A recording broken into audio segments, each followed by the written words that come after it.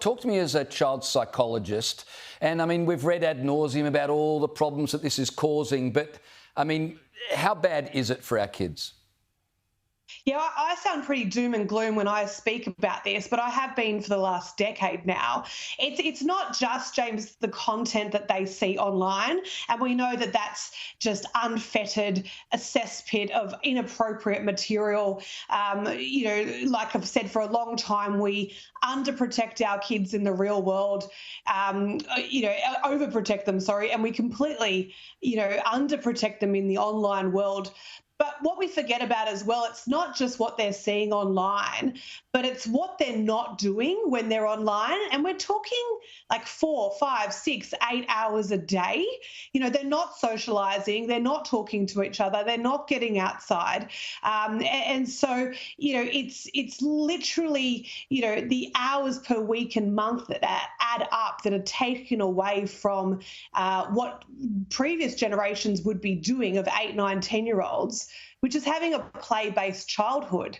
And there's, importance in a play-based childhood for developmental outcomes for children. And there's literally parts of the brain, I think, with children now that are changing before our eyes. And that comes down to things like impulsivity, patience, attention, creativity, the ability to self-entertain. Parents would know that with kids these days, they're just losing all these cognitive abilities. So I think it's disastrous, and I think that we've spoken enough about it and the data is there enough for us to make some decisions and legislate against it for kids. Okay, so the government is going hard on the big tech companies. They want to know how many kids are using your app and what are you doing about it. But would these companies even know how many children are accessing their apps and, creating accounts? How would they even know this? Well, they won't. That's exactly what I thought when I read this, James. I'm not against data collection at all if it informs good policy making and decisions. But as we know, as you said in your introduction, you've got to enter a date of birth on these apps that is 13 years and above to get an account. And so, of course, what kids do, and sometimes their parents for them, is they just enter a fake birth date.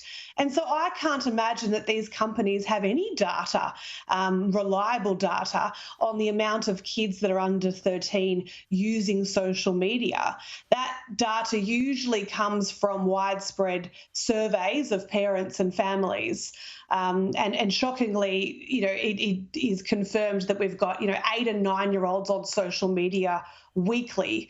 And so, I can't see, first of all, why these companies would feel obliged to hand over data, why they would want to do it. But second of all, the data that they have, I just can't see how that actually reflects what's really going on. So you raise a great point. What do you say to people who argue this is overreach on the part of the government? It's mum and dad, not Mark Zuckerberg, who should police their children's internet use. Yeah, well, on face value, I would actually agree with that. But I think parents face two main problems. The first one is if the children are already on these apps, they are addicted. And I don't use that word lightly. I have seen the most loveliest of children become manipulative, aggressive, lying, clinically depressed and withdrawn as they literally struggle from their dopamine withdrawal symptoms of being away from these platforms. I mean, it's shocking. And second of all is that the pressure parents are under because everyone else has it. And so they don't want to exclude their child. They don't want to ostracize them. They're all having their conversations on these platforms. And so I do think, and I've said this for a long time, this problem could be solved tomorrow. And I think parents have no idea about the power that they have in collective action.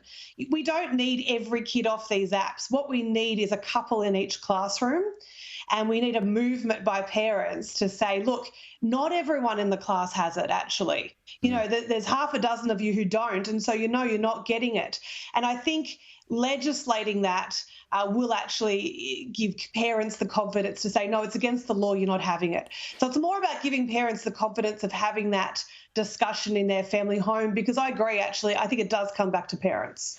Claire, we've got to go to a break, but just very quickly before we go, there's one more question I want to ask you. Some people say the government isn't really concerned about kids. They're using the protection of kids as a Trojan horse to introduce the digital ID. What do you say to that? Look, both might be true. I don't think that the government is not concerned about kids. I think the lobby groups have done really well. I think government and opposition are concerned about kids. Whether that is now also simultaneously an opportunity to soft launch or test digital ID is a discussion that we need to have. But I think that's a whole other topic. And I actually don't think that, being careful about bringing in digital ID, I don't want that to delay what we should do now, which is just to ban social media. And let's discuss the digital ID, down the track. Clare Rowe, always good talking to you. Thanks for your time tonight.